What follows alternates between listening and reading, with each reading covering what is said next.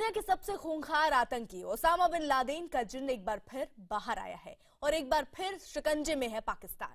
उंगली सीधे पाकिस्तान के प्रधानमंत्री नवाज शरीफ पर उठी है, जिन पर आरोप लगे हैं कि ओसामा बिन लादेन से न सिर्फ उनके निजी रिश्ते थे, बल्कि लादेन से उन्हें अरबों रुपए भी मिलते थे।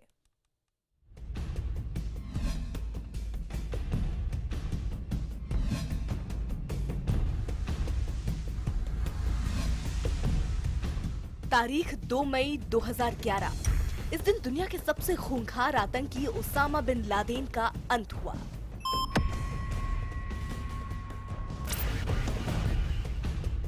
रात के अंधेरे में अमेरिका के नेवी सील्स कमांडो ने पाकिस्तान के एबटाबाद की इसी हवेली में घुसकर दुनिया के सबसे खतरनाक आतंकी का अंत किया।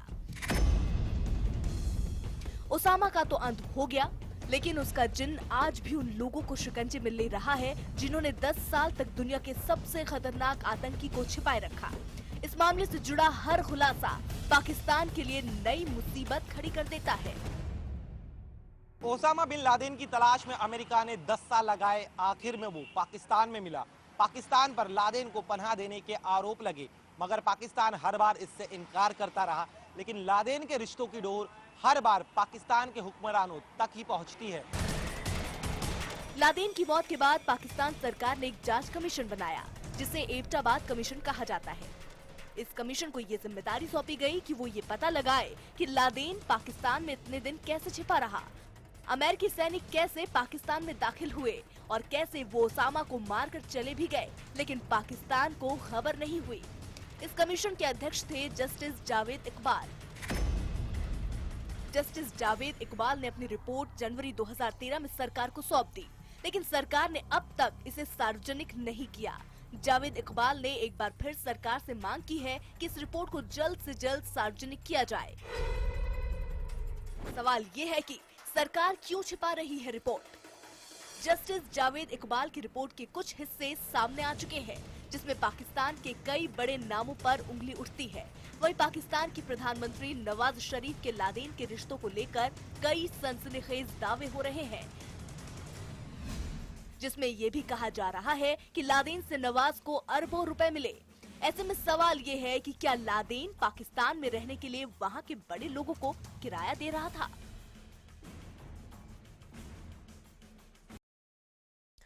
जस्टिस जावेद इकबाल की रिपोर्ट पाकिस्तान पिछले करीब 4 साल से क्यों छिपा रहा है? आखिर क्यों पाकिस्तान इस रिपोर्ट के सार्वजनिक करने से डर रहा है?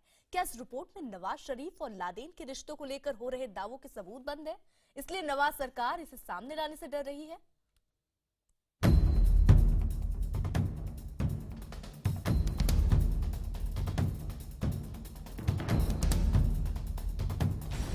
पांव पे यहाँ पे हाथ लगाया था और ओसामा नाराज हो गए थे, तो फिर ये इन्होंने कहा कि अब फिर साढ़े माई बाप हो। ये मुझे ये लफ्ज अभी तक याद नहीं। ये सनसनीखेज दावा कर रहे हैं पाकिस्तान के मशहूर अखबार द फ्रंटियर पोस्ट के संपादक रहमत शाह आफरीदी।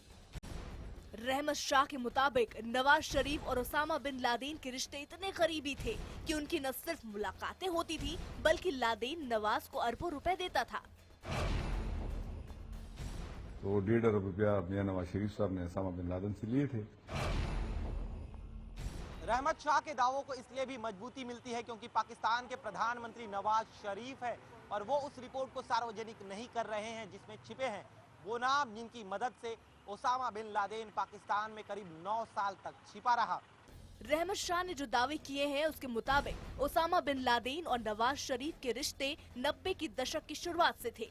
इस दौरान लादेन और नवाज शरीफ की मुलाकातें भी होती थी। ऐसी ही एक मुलाकात में रहमत शाह खुद मौजूद थे।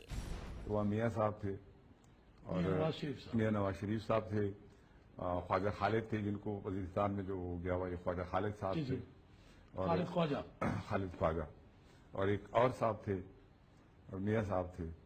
तो वहाँ पे मियाँ साहब ने जिस तरीके से उनको आराम किया था, मुझे अभी तक याद है, उनके एक्शन भी मुझे याद है कि जिस तरीके से बिल्कुल ही मतलब कुछ करने जो भी था उसके लिए वो तैयार थे। उनके पाँव पे यहाँ पे हाथ लगाया था। रहमत शाह ने नवाज के उसामा के कदमों पर गिरने की वजह भी बताई। उनके मुताबिक जैसे ही नवाज और उसामा का आमना सामना हुआ, नवाज ने उसामा से कहा कि आई लव ऑल्सो जिहाद। नवाज की ये बात सुनकर उसामा भड़क गया। इसके बाद उसे मनाने के लिए नवाज उसामा के कदमों पर गिर गए और उसामा नाराज हो गए थे जब मुझे ये आवाज आई कि आई लव आल्सो जिहाद। नवाज शरीफ ने कहा, क्योंकि उनकी अंग्रेजी मेरी तरह है, तो उस पर उसामा बहुत सख्त नाराज हो गए। अच्छा, तो फिर ये इन्होंने कहा कि अब फिर साढ़े माई बाप हो। ये मुझे ये लफ्ज अभी तक याद है। रहमत शाह के दावे और जस्टिस जावेद इकबाल की रिपोर्ट को सार्वजनिक करने की मांग से ये सवाल जरूर खड़ा होता है कि आखिर नवाज रिपोर्ट सार्वजनिक करने से क्यों डर रहे हैं। एक ऐसी रिपोर्ट बनाई जिसमें उन्होंने ना सिर्फ ये कैसे हुआ, लेकिन इसके लिए कौन जिम्मेवार था, इंडिविजुअली और कलेक्टिवली, और जिसमें काफी हद तक उन्होंने पाकिस्तान की फौज और पाकिस्तान की आईएसआई को ब्लेम किया था और उस वक्त की मौजूदा सरकार को ब्लेम किया था। जस्टिस जावेद इकबाल की ये रिपोर्ट भले ही सार्वजनिक ना हुई हो, लेकिन अंतर्राष्ट्रीय मीडिया में इसके कुछ हिस्से लीक हो चुके हैं। इसके मुताबिक लादेन 2002 के मध्य में पाकिस्तान आया। इसके बाद वो करीब 9 साल पाकिस्तान में रहा। 9 साल में वो एबटाबाद, दक्षिणी वजीरिस्तान और स्वात घाटी में रहा। 2003 में खालिद शेख मोहम्मद के पकड़े जाने के बाद वो स्वात घाटी से भाग गया। 2005 से वो एबटाबाद में ही रह रहा था। पाकिस्तान की बिना जानकारी के CIA का लादेन को तलाश लेना पाकिस्तान के राजनीतिक, सैन्य और खुफिया नेतृत्व का अपनी जिम्मेदारी को सही ढंग से निभा ना पाने का नतीजा है। जस्टिस जावेद की रिपोर्ट के मुताबिक लादेन 9 साल तक पाकिस्तान में रहा, अलग अलग इलाकों में रहा। करीब 5 साल तक वो एबटाबाद में ही रहता रहा। ऐसे में क्या वो बिना किसी पाकिस्तानी एजेंसी की मदद के इतने वक्त तक छिपा रहा? जानकार इससे इत्तेफाक नहीं रखते। ये कह पाना कि उसका वहां पर रहना किसी को मालूम नहीं था, ये ठीक नहीं है। रहमत शाह के दावे और जस्टिस इकबाल कमीशन की रिपोर्ट के सामने आने के बाद सवाल ये उठता है कि क्या लादेन पाकिस्तान में किराएदार के तौर पर रह रहा था और इसके लिए वो वहाँ के लोगों को मोटी रकम देता था। लादेन के साथ नवाज के रिश्तों को लेकर ये पहला दावा नहीं। इससे पहले भी नवाज पर लादेन के साथ रिश्ते होने और उसके लादेन से पैसे लेने के कई और दावे हो चुके हैं। ऐसे में सवाल ये है कि क्या उसामा पाकिस्तान के ताकतवर लोगों को पैसे देकर एक किराएदार की तरह पाकिस्तान में छिपा था? एक किराएदार की तरह पाकिस्तान को इस्तेमाल करता था, बिल्कुल ठीक है, क्योंकि वो किराएदार का मुंह छुप करके रखता था, मुंह मांगा दाम देता था ताकि उसकी सिक्योरिटी के ऊपर कोई कॉम्प्रोमाइज ना हो। नवाज पर उसामा से रिश्ते रखने का आरोप और नवाज का एबटाबाद कमीशन की रिपोर्ट सार्वजनिक न करना उनके डर को ही बयान करता है, क्योंकि रिपोर्ट से न सिर्फ नवाज शरीफ बल्कि पाकिस्तानी सेना और ISI के भी झूठ का पर्दाफाश हो सकता है। क्योंकि अगर लादेन 9 साल तक एक किराएदार की तरह पाकिस्तान में रहा तो उसके कई मकान मालिक होंगे। मालिक मकान तो है, वो तो ISI थी। ISI ही पाकिस्तान के अंदर उसामा बिन लादेन को शह दे रही थी। पाकिस्तान में एक बार फिर उसामा का जिन्न बाहर आया है। इस बार एबटाबाद कमीशन के अध्यक्ष जस्टिस जावेद इकबाल की मांग की वजह से मामले की चिंगारी भड़की है। ऐसे में रहमत शाह ही नहीं, कई लोग ये नवाज पर उंगलियां उठा रहे हैं।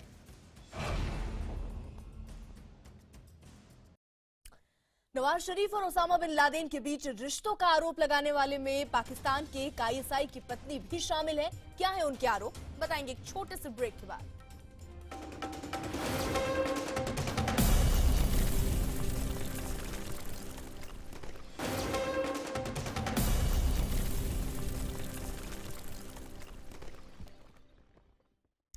नवाज शरीफ और उसामा बिन लादेन के रिश्तों के दावे सिर्फ रहमत शाह ने ही नहीं किया, बल्कि पाकिस्तान के कई मशहूर लोग नवाज शरीफ पर इस तरह का आरोप लगा चुके हैं। पाकिस्तान ISI के अफसर खालिद ख्वाजा की पत्नी जो है शमामा खालिद ने भी अपने किताब में लिखा है कि नवाज शरीफ और उसामा बिन लादेन के बीच काफी करीबी रिश्ते थे और ये रिश्ते काफी पुराने थे।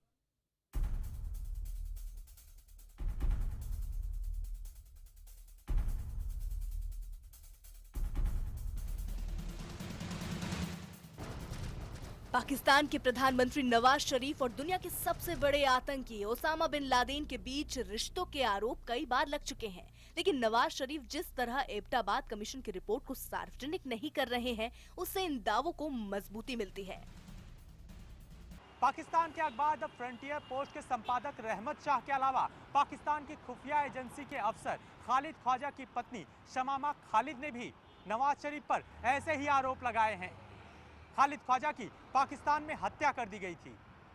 शमामा खालिद ISI के अफसर खालिद ख्वाजा की पत्नी, जिनकी पाकिस्तान में हत्या हो चुकी है। उन्होंने अपने खिताब खालिद ख्वाजा शहीद अमन में नवाज और लादेन के रिश्तों के बारे में सनसनीखेज दावे किए हैं। उनके मुताबिक दोनों के रिश्ते 90 के दशक की शुरुआत से ही थे। ये बात मुझे भी उन्होंने बताई थी कि इस तरह से मतलब वो जब पहली तरफ जब रशिया का जहाज हुआ था तो जब वो एयरफोर्स से निकले थे तो उन्होंने उस जहाज में ज्वाइन किया था, तो वहाँ उनकी मुलाकात की थी उसामा बिन लादेन से। नवाज और लादेन के रिश्तों पर शमामा खालिद का कहना है कि नवाज को लादेन से चुनाव लड़ने के लिए पैसे मिलते थे। बदले में नवाज ने लादेन से वादा किया था कि उनकी सरकार आने पर वो पाकिस्तान में इस्लामिक कानून बनाएंगे। तो नवाज शरीफ साहब से इनकी मुलाकात हुई और उन्होंने उस वक्त ये कहा करते थे कि उन्होंने वादा किया था कि हाँ अगर मेरी गवर्नमेंट आ गई तो मैं बिल्कुल इस्लाम नाफिज करूँगा।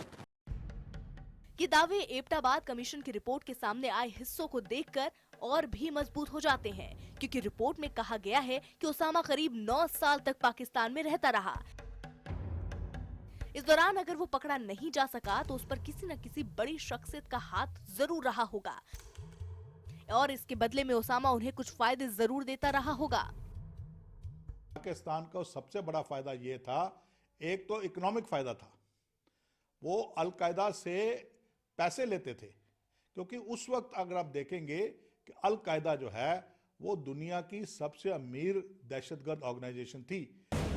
शमामा के खिताब में ISI के पूर्व प्रमुख हामिद गुल के उस दावे का भी जिक्र है, जिसमें बताया गया है कि खालिद ख्वाजा और नवाज शरीफ के बीच कुछ वक्त तक काफी करीबी रिश्ते रहे हैं। साथ ही खिताब में इस बात का भी जिक्र है कि उसामा बिन लादेन और खालिद ख्वाजा भी एक दूसरे को जानते थे।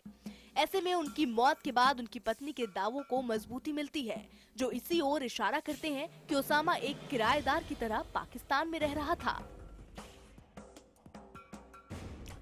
एबटाबाद कमीशन की रिपोर्ट सार्वजनिक न करने को लेकर कैसे नवाज शरीफ एक शिकंजे में घिर गए हैं, ये बताएंगे आपको एक छोटे से ब्रेक के बाद।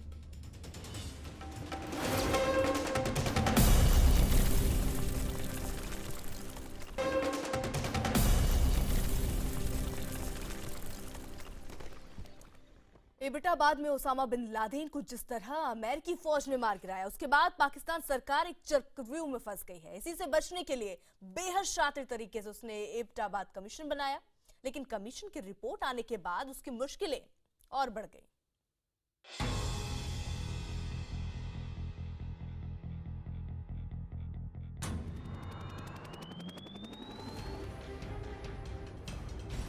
2 मई 2011 को पाकिस्तान के एबटाबाद में घने अंधेरे में जो कुछ हुआ, सुबह होते होते वो दुनिया की सबसे बड़ी खबर बन गई। लेकिन इससे पाकिस्तान के होश उड़ गए। लादेन को अमेरिकी सैनिकों ने बिना पाकिस्तान को बताए उसके घर में घुसकर मारा।